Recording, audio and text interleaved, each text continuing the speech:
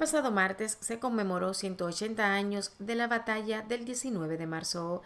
Esta batalla fue librada en la provincia Azua de Compostela el 19 de marzo de 1844 y se conoce como la primera gran gesta armada contra las fuerzas haitianas que buscaban frenar el movimiento que había proclamado la independencia de la República el 27 de febrero de ese año. Los invasores haitianos, encabezados por el entonces presidente Charles Herard, trataron de sofocar a los independentistas con la entrada de 30.000 hombres al territorio dominicano. Sin embargo, el ejército del general Pedro Santana, quien estaba acompañado del general Antonio Duvergé, detuvo su avance con tan solo 2.500 soldados conformado por ateros y monteros. Esta justa implicó el inicio del afianzamiento de las ideas de independencia que se pusieron de manifiesto en el trabucazo del 27 de febrero de 1844. Con la división del ejército haitiano, Gerard pretendía unir la columna del sur con la del norte para atacar a Azua, pero las tropas dominicanas dirigidas por Fernando Taveras, Vicente Noble, Dionisio Reyes y Pedro Santana, junto con las fuerzas del general Brown, que estaban posicionadas en las Marías, desarrollándose el primer combate en la Fuente de Rodeo. Para combatir el ejército haitiano, Santana formó dos líneas compuestas por dos cañones, uno a cargo de Francisco Soñé y la otra por el teniente José del Carmen García.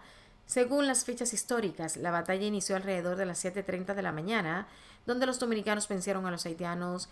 Aunque no se sabe con exactitud el número de muertos de ambos países, lo que sí se sabe es que los haitianos se vieron obligados a salir del territorio dominicano. Cada 19 de marzo el país recuerda a esos hombres valiosos que lucharon con su propia vida para que la República Dominicana siguiera gozando de su libertad plena sin interferencia de ninguna potencia extranjera, como lo quiso el patricio Juan Pablo Duarte. Saludos amigos y amigas, bienvenidos a Toque Final. Es un compromiso todos los domingos de 11 a 12 de la noche por Antena 7 y sus diferentes plataformas digitales en donde hacemos una apuesta pues a llevar una revista, un compendio completo de todo el acontecer, lo que ha sido, lo que ha generado opinión pública en estos últimos días. Julio Ernesto Martínez en esta oportunidad, como siempre, sustitución de mi padre, que se encuentra afuera atendiendo algunos asuntos laborales, por la cual haremos ese esfuerzo de poder agotar ese guión y hacer una apuesta a la calidad. Como siempre tenemos segmentos desde las 10 principales, las 3 preguntas y el análisis, el comentario de la semana. A propósito de que conmemoramos el pasado 19, el 180 aniversario de la batalla del 19 de marzo. Fue una de esas decisivas para nosotros poder consolidar en nuestro proyecto de independencia. Luego de proclamada en 1844, hubo varias intentonas de Haití de recuperar esta parte de la isla, pues sin embargo logramos resistir y esa es una de las más conmemorativas, de las más importantes, junto a la del 30 de marzo y aquí liderado por el general Pedro Santana, que a propósito resaltamos este acontecimiento para luego entonces terminar con esta petición de la ONU de aceptar a los refugiados haitianos, al aceptar a los haitianos como refugiados.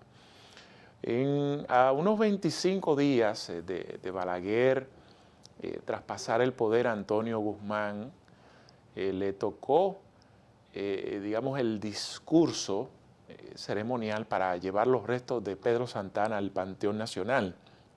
Y fue un discurso, digamos, que aunque no lo viví, lo he leído, lo he visto y Balaguer, pues como siempre, aprovechando sus destrezas intelectuales y de oratoria, dio un discurso muy emotivo en el cual arremetió contra Pedro Santana y se explicaba que cómo era posible que éste estuviese al lado de figuras como María Trinidad Sánchez, Antonio Duvergé, figuras que él mismo incluso terminó afectando, y que cómo era posible que un hombre que haya vendido su patria esté al lado de otras figuras que hayan sido clave para la consolidación de nuestra independencia.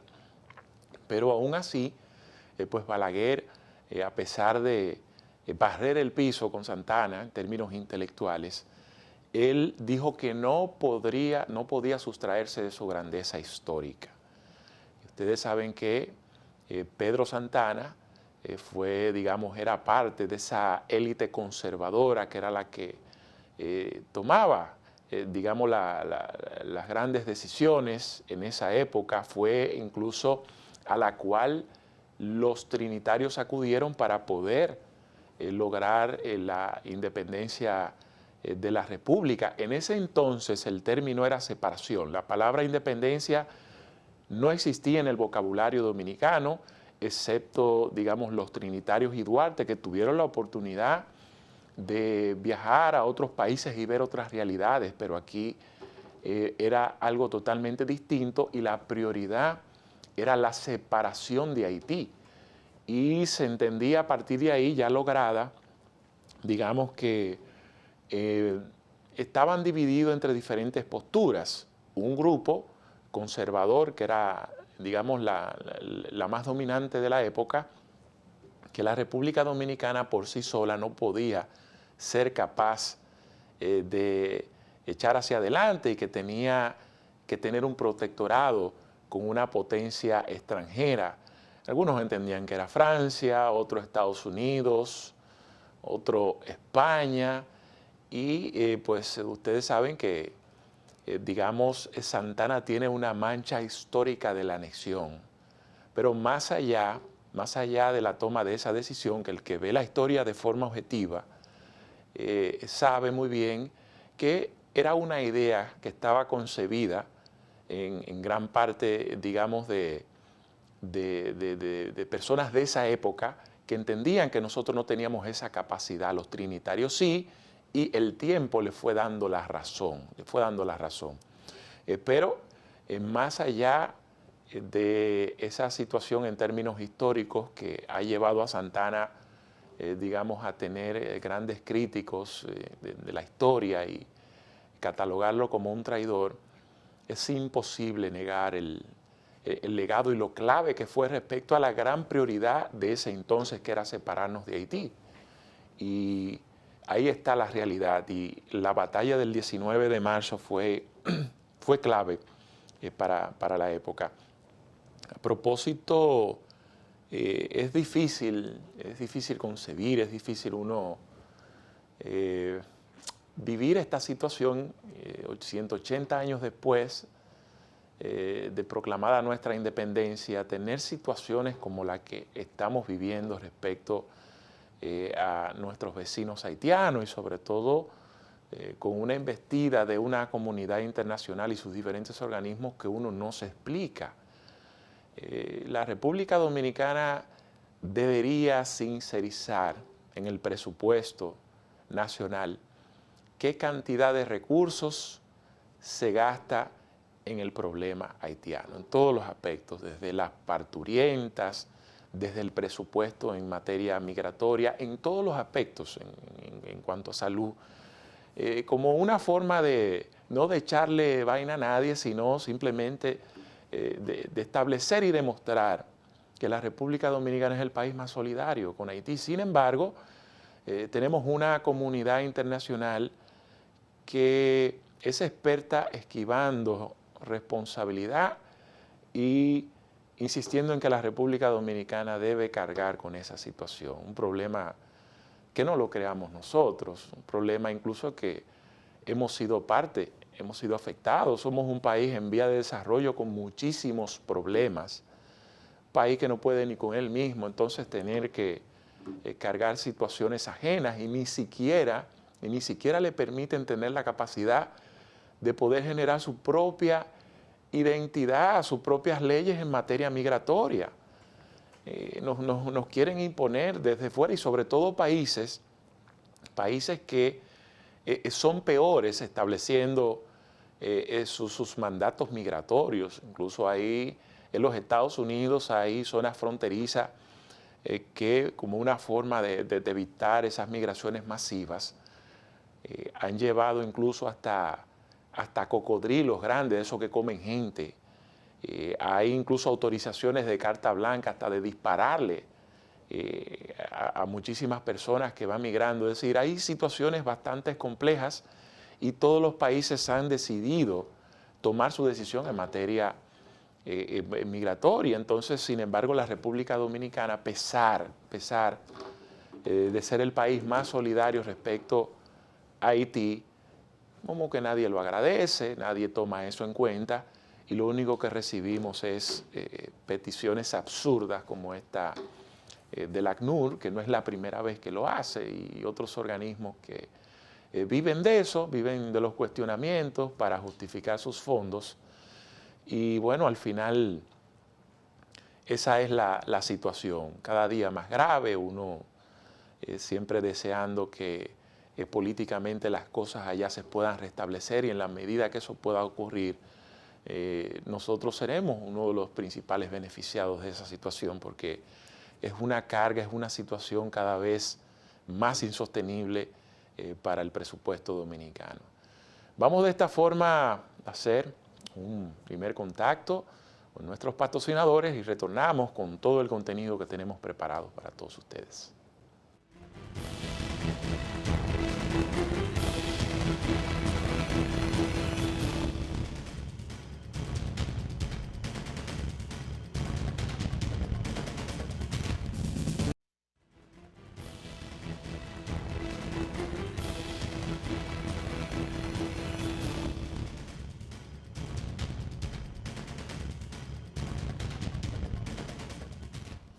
Nuestro equipo de producción, hace una costumbre, prepara un resumen ejecutivo en donde recoge los 10 acontecimientos más importantes que marcaron la semana, conocido como las 10 principales. Adelante.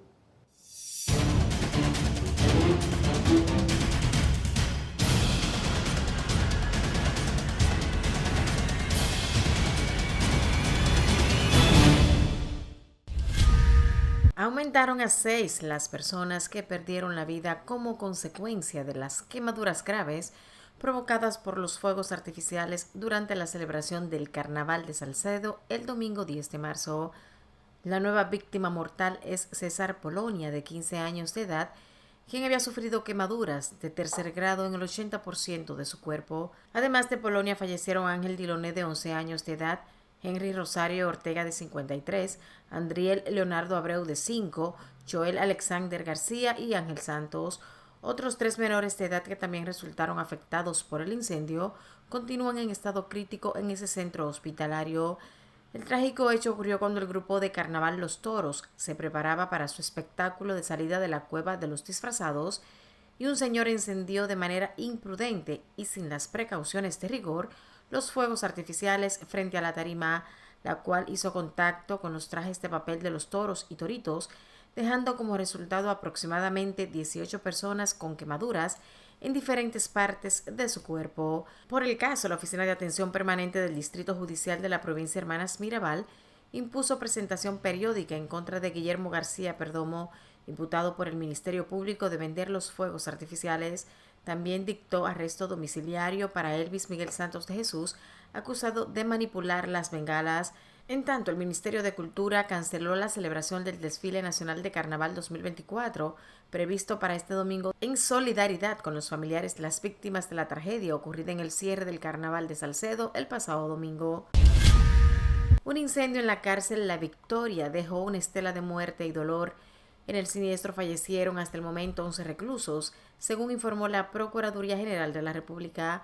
La Procuradora General Miriam Germán Brito informó que se realizan labores de búsquedas en las áreas afectadas del penal para descartar la existencia de otras víctimas. El incendio, que se extendió por más de 11 horas, se habría producido a consecuencia de un cortocircuito. Hace poco más de un mes se produjo otro incendio en el penal, pero ningún recluso resultó afectado. El incendio afectó los pabellones 1, 2, 3, 4, 5 y 6, donde miembros del Cuerpo de Bomberos del municipio de La Victoria trabajaban en el retiro de escombros. El intendente de ese Cuerpo de Bomberos, Fernando López, dijo que esas áreas afectadas colapsaron y no hay forma de que se pueda remodelar. El oficial indicó que equipos de la Defensa Civil se mantienen en labores de levantamiento de los daños para restablecer lo más pronto posible las instalaciones afectadas. Falleció la madrugada del pasado lunes el diputado Julio Peña Brito, quien había estado enfrentando problemas de salud durante varios meses.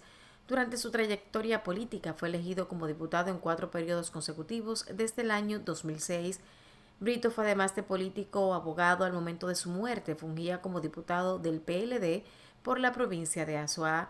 El diputado tuvo una amplia trayectoria profesional desde temprana edad en el sector público y privado, vasta experiencia legislativa y una destacada carrera política. Por otra parte, la industria de la moda en la República Dominicana ha perdido a una de sus figuras más destacadas con el reciente fallecimiento de Fara Josefina Cabrera Esteves, una diseñadora cuyo nombre resonará por generaciones en el mundo de la moda, tanto dentro como fuera del país. Nacida en Santiago, Fara Cabrera creció entre hilos y telas, influenciada por el arte de la costura que le transmitieron su madre y su abuela materna, ambas modistas. Desde una edad temprana demostró un talento innato y una pasión ardiente por la moda, cosiendo sus propios vestidos desde los 10 años. Esta pasión, combinada con su determinación y perseverancia, la llevó a convertirse en un ícono en la industria de la moda dominicana. En 1968, Fara dio un paso audaz al inaugurar su primera boutique en un pequeño local en la Arzobispo Noel, esquina Hostos, en la ciudad colonial, y con esto se convirtió en pionera al introducir el concepto de boutique en el país. El presidente Luis Abinader aceptó participar en el debate de candidatos presidenciales que convoca la Asociación de Jóvenes Empresarios, ANGE. Abinader hizo el anuncio en un video difundido en su canal de WhatsApp y posteriormente en sus cuentas de redes sociales, convirtiéndose en el primer mandatario que en funciones y en proceso de repostulación acepta acudir a un debate, mientras que el presidente y candidato presidencial del partido Fuerza del Pueblo, Leonel Fernández, también aceptó el reto el pasado sábado, utilizando el mismo recurso tecnológico con un video colgado en las redes sociales. Con la aceptación de Abel Martínez, candidato presidencial del Partido de la Liberación Dominicana, PLD, de asistir al debate, se completa la planilla de los 3 principales aspirantes en las elecciones de mayo próximo. La Asociación Nacional de Jóvenes Empresarios, ANGE, tomó la iniciativa de convocar un debate con los principales candidatos a la presidencia de la República. Este debate se llevará a cabo el miércoles 24 de abril en el Auditorio Horacio Álvarez Sabiñón de la Universidad Pedro Enrique Sureña, UNFU, de 8 p.m. a 10 de la noche. La directiva de ANGE explicó que a estas discusiones de propuestas están convocados únicamente candidatos de los partidos políticos que obtuvieron al menos el 5% de los votos válidos en las elecciones presidenciales del 2020. El presidente Luis Abinader inauguró el primer tramo del teleférico de Santiago con una inversión de 6.544 millones de pesos, uno de los megaproyectos que ha sido iniciado y concluido en su gobierno. El teleférico de Santiago es un sistema de transporte por cable compuesto por 83 cabinas con pinzas desembragables con capacidad para 10 personas cada una.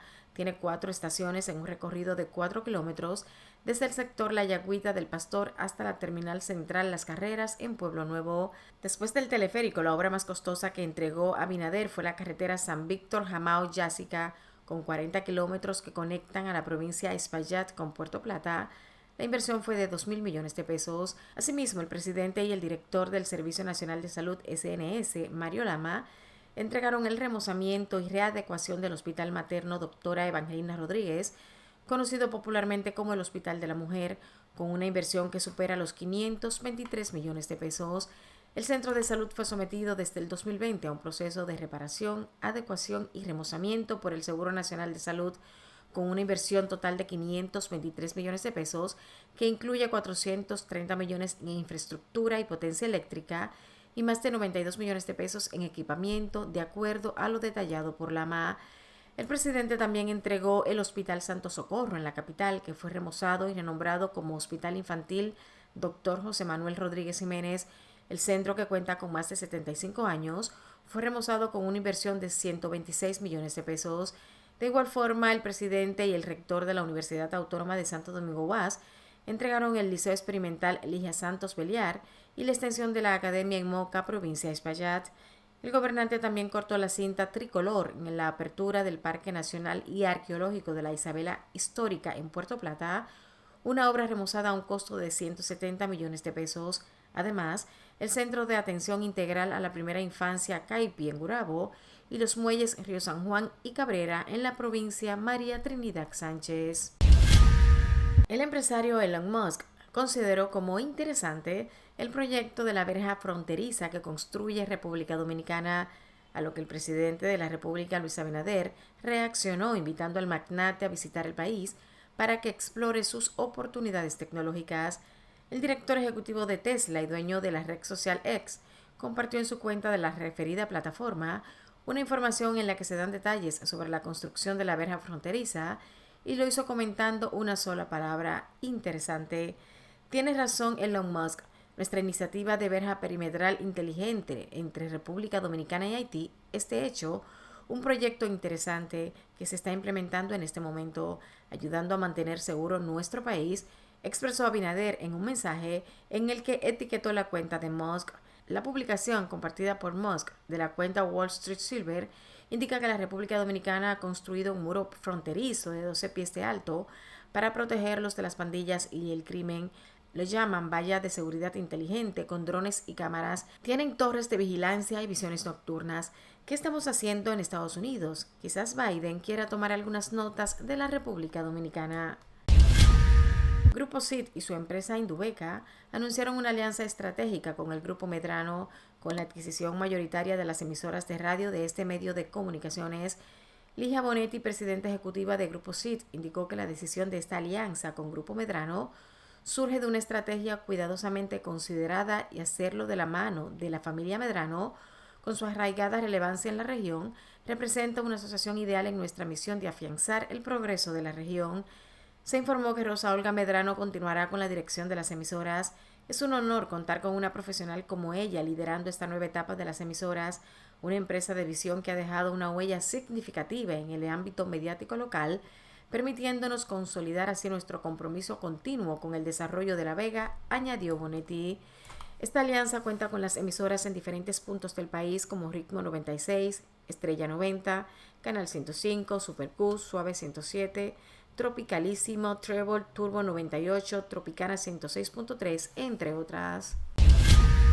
El periodista español Miguel Ángel Ordóñez, Premio Ortega y Gasset de Periodismo, y que laboró hace años en la República Dominicana, alertó a las autoridades europeas y españolas por lo que considera una decisión judicial absolutamente arbitraria y abusiva que desdice de cualquier institucionalidad de un Estado de derecho homologable.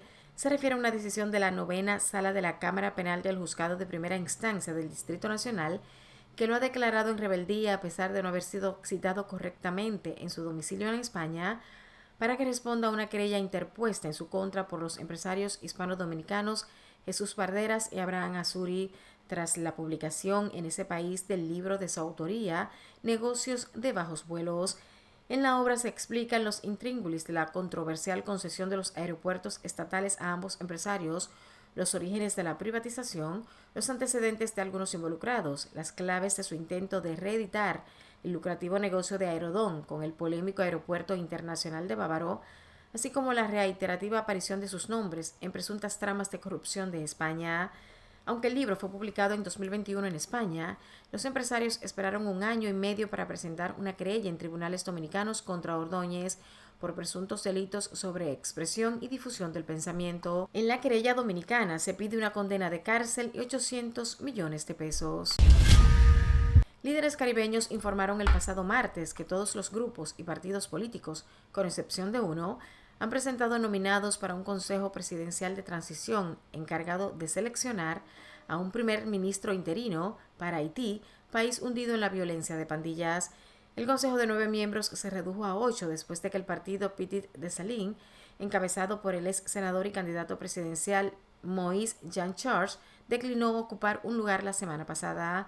El Grupo 21 de diciembre, aliado del primer ministro Ariel Henry, fue uno de los últimos en presentar un candidato ante la Comunidad del Caribe CARICOM, un grupo regional.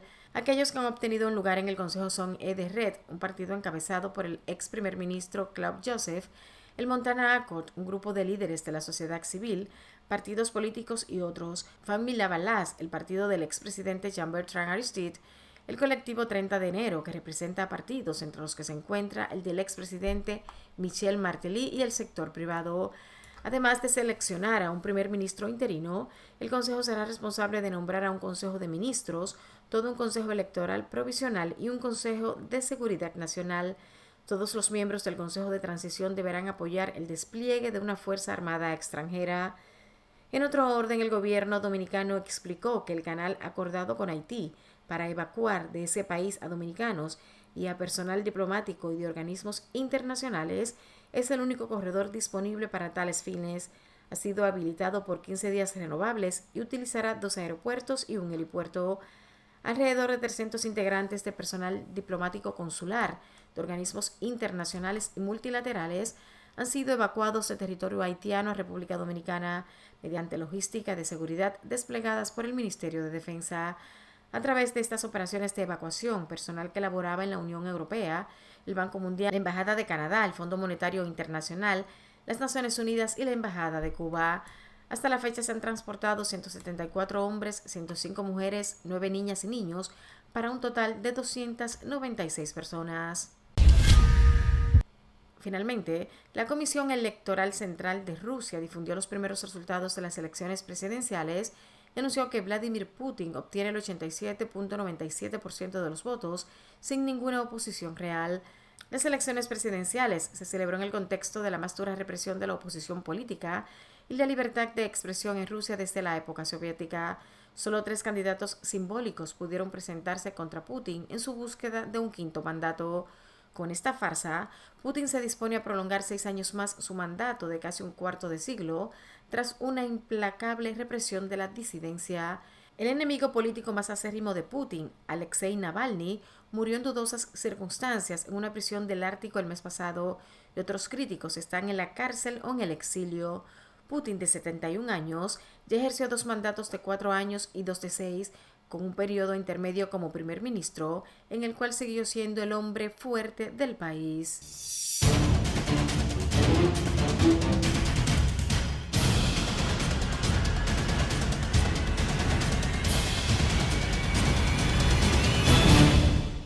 Nos vamos con otros consejos comerciales y retornamos con las 3 preguntas, entre otras consideraciones.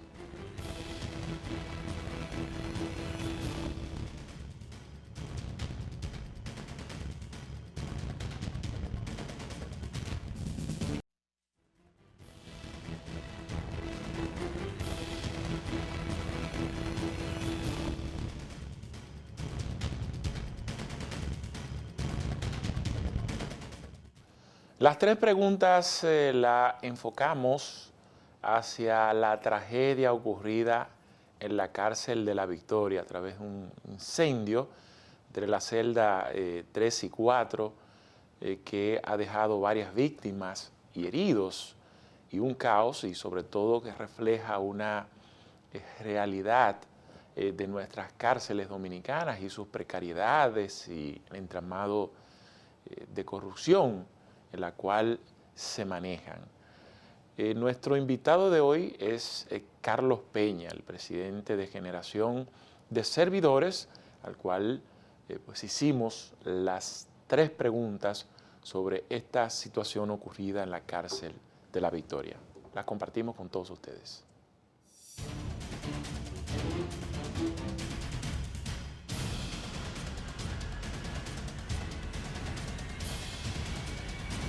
¿Qué opinas sobre la tragedia acaecida en la penitenciaría de La Victoria y cómo debe ser abordada por parte de las autoridades? Es una verdadera tragedia, muy lamentable, una tragedia que conmueve a toda la sociedad dominicana y que no debió ocurrir.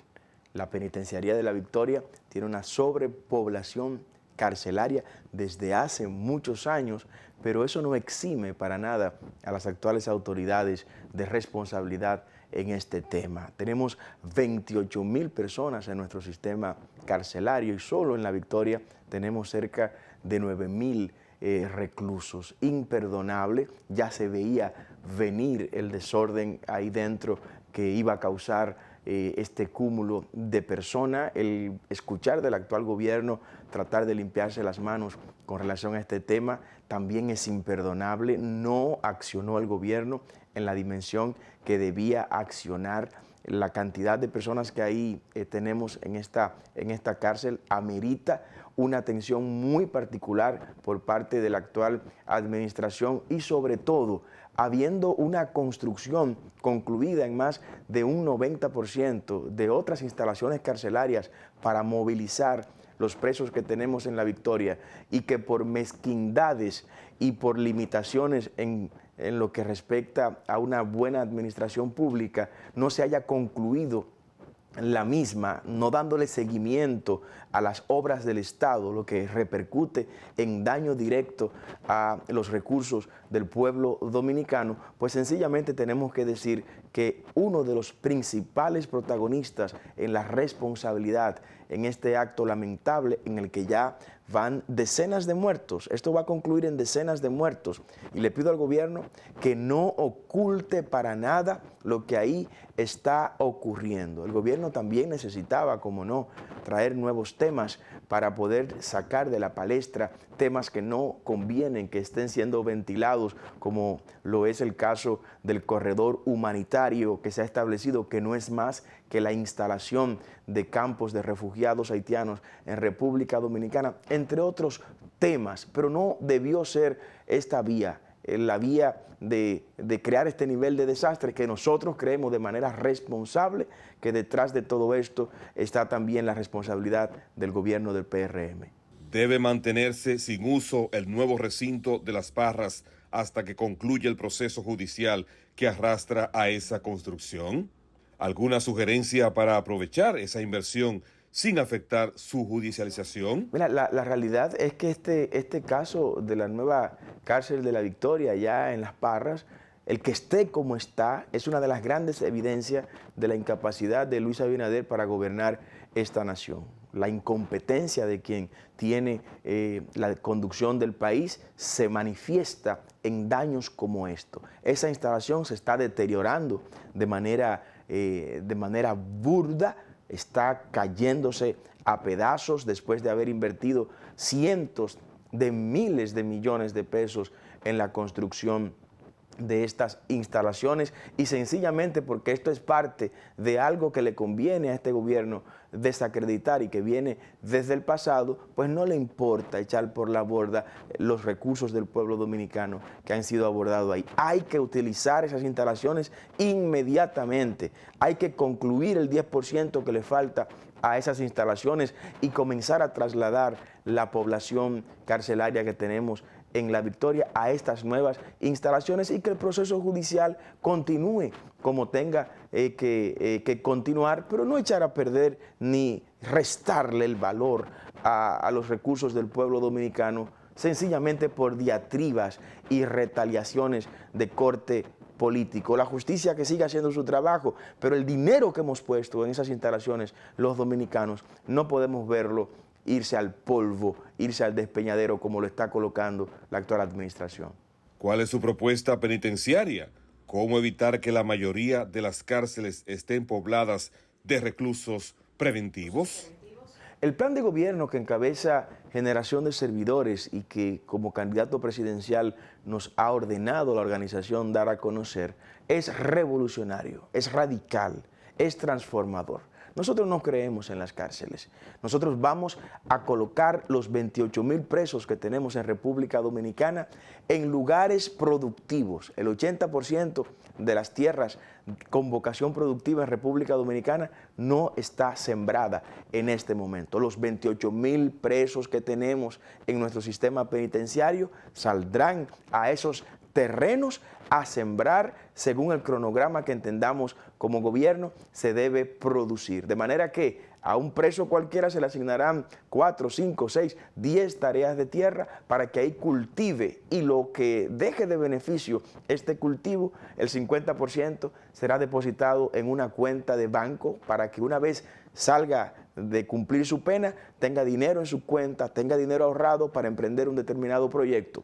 El 40% restante lo vamos a invertir en la manutención de esas personas, de esos presos, en los lugares donde van a encontrarse viviendo, durmiendo, comiendo, y que ellos mismos financien su culpa, su pena y el tiempo que van a estar purgando la misma. El 10% que falta se lo vamos a dar a los propietarios de la tierra, que hoy las tienen baldías, hoy las tienen vacías, sin ninguna producción, pero a partir de esta implementación de este gran programa que hemos llamado Cero Tarea de Tierra Ociosa, recibirán entonces el 10% de los beneficios. Con eso logramos varias cosas. Primero, hacer que la gente entienda, aún los que están bajo las rejas, que el trabajo los dignifica. Segundo, aumentar lo que hemos definido nosotros como la soberanía alimentaria, que podamos producir de tal forma que tengamos excedentes para exportar y con eso traer divisas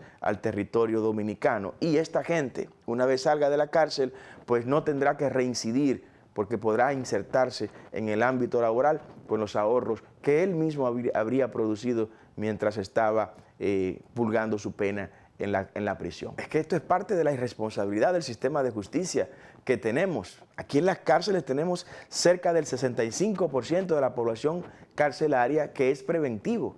Algunos de ellos incluso ya se le pasó el tiempo para que pudieran estar conociendo su caso en juicios de fondo. Hay muchos de ellos que una vez se conozca su caso tendrán que salir inmediatamente porque la pena que se le asigne ya la habrían cumplido. Eso es un absurdo, eso es un abuso. Lo que es la excepción, este sistema lo ha convertido en la regla. La excepción es la prisión preventiva. La regla es que quien vaya a la cárcel en términos mayoritarios ya tenga una sentencia sobre sí mismo de la cosa irrevocablemente juzgado. Este programa nuestro de Cero Tarea de Tierra va a ser priorizado para colocar en la producción agropecuaria nuestra a los presos preventivos. No tiene que estar una persona que ya ha pasado el tiempo para conocer su caso a fondo, ¿por qué estar en prisión? El ser humano, si va a pagar a la sociedad, tiene que pagarle devolviéndole bienes y servicios, como nosotros pretendemos hacerlo desde nuestra plataforma de gobierno.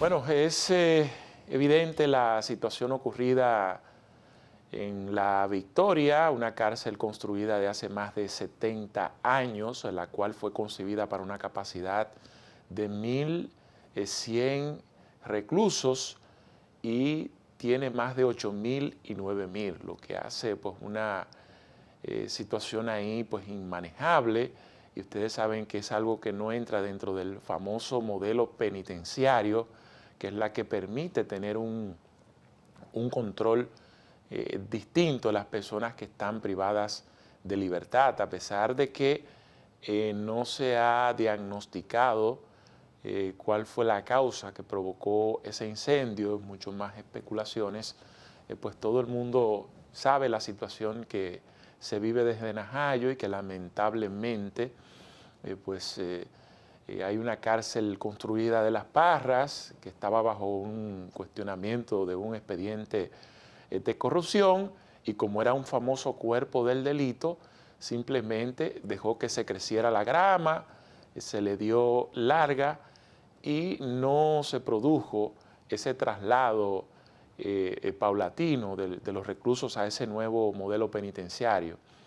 Lamentablemente han ocurrido cosas allí, ya hemos conocido de denuncias, de cambios, de situaciones que se han dado en esas cárceles, y es una lástima que nuestras autoridades quieran ponerse las pilas después que haya ocurrido una tragedia como esta. Vamos con otros consejos comerciales, retornamos con los minutos finales, la entrega de hoy en Toque Final.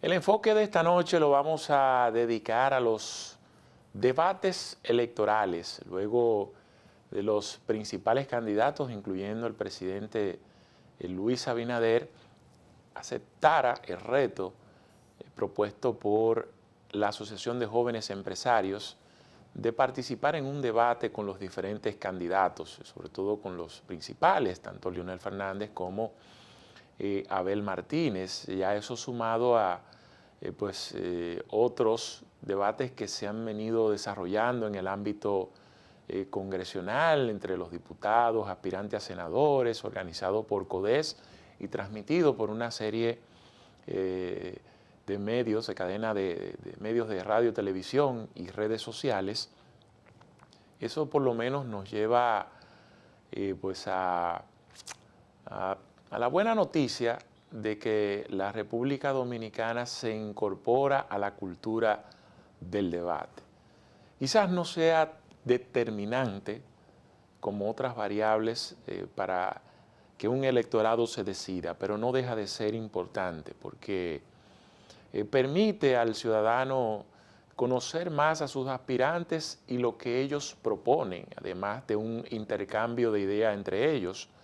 Digamos que el debate tiene una condición y es que se hace a través de la televisión, lo que obliga a una serie de rigurosidad que lo hace, digamos, más que un debate electoral, hasta un espectáculo, por un tema hasta de tiempo y de limitaciones, en donde no necesariamente sale victorioso quien tiene mejores ideas o buenas intenciones, sino el que domine el arte de los recursos audiovisuales, aquel telegénico, como decía un politólogo italiano, digamos, la televisión personaliza el debate, la gente se concentra más en las figuras, no tanto en los contenidos que presenten, y en cuanto a ese dominio que tenga cada uno de esos aspirantes, de dominar esos recursos audiovisuales y el tema de los tiempos,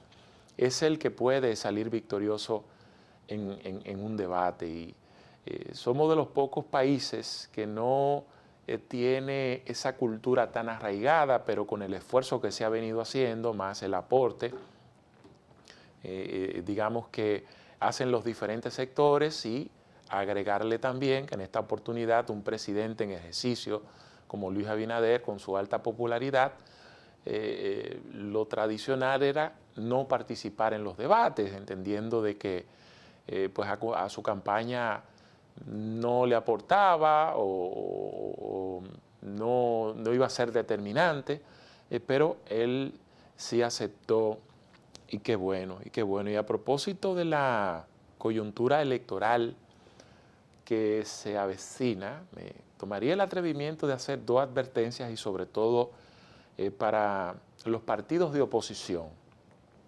tomando en cuenta lo que están estableciendo las encuestas, en donde definen que si las elecciones fueran en estas circunstancias, no había que ir a una segunda vuelta. Todo se define en una primera, y Luis Abinader incluso se acerca o está por el 60% o más de intención de voto.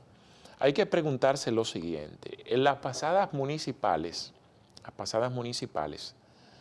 la oposición sacó un 43% de los votos.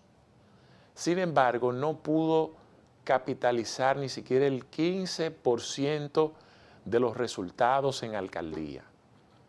Repito, 43% de los que fueron a las urnas en las pasadas elecciones lo hicieron por los candidatos opositores. Sin embargo, ese 43% no se tradujo en un 15% del resultado electoral, contrario a lo que pasó con el PRM y aliados.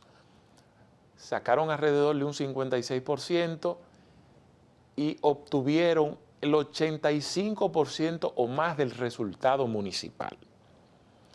Lo que obliga a replantearse, pues ahí, en qué fallaron, qué cosas pueden contribuir a mejorar o a sincerizar mucho más esos acuerdos para que al menos se pueda evidenciar un mejor desempeño del pronosticado para las próximas elecciones en el aspecto congresional. Y la otra variable también tiene que ver con lo que dicen las encuestas. Si nos vamos a la encuesta Gallup, esa misma que decía que Abinader obtendría el 64% de los votos, esos mismos que expresaron esa intención de voto se quejan del costo de la vida, se quejan de la inseguridad, reflejan un malestar en cuanto a su calidad de vida. Te dicen estamos mal, pero votaríamos por Abinader en un 64%. Lo que explica, lo que pone en evidencia de que, digamos, la oposición no ha sabido, no ha podido lograr capitalizar ese malestar que abunda y que tiene la sociedad dominicana en cuanto a la situación de sus principales problemas. Sé que, digamos, el PRM está viviendo unos momentos de gloria, unos momentos que ya los han vivido otros líderes políticos, incluyendo parte de los que compiten en estas elecciones, pero a una competencia se va a ganar o a perder y se pues debe insistir en saber venderse y vender su visión. Y la oposición tiene una oportunidad quizás no de ganar unas elecciones, porque eso es muy difícil, según lo establecido por esos estudios de mercado, pero pueden tener un buen desempeño y saber que, digamos, los proyectos políticos no terminan en 2024, sino que también va más allá, los proyectos se construyen. Si usted se va a lo que le costó a Leonel Fernández ser presidente de la República, fue un trayecto, fue, digamos, una carrera de vida y de trabajo político. En el caso de Danilo Medina, uno de los más subestimados que ha podido llegar a la presidencia de la República, incluyendo hasta un entorno de su cercanía que juraba que nunca iba a ser presidente por las limitaciones y por una serie de cosas que entendían que no pues iba a lograr ese objetivo. Miren lo que ocurrió en el caso de Luis Abinader.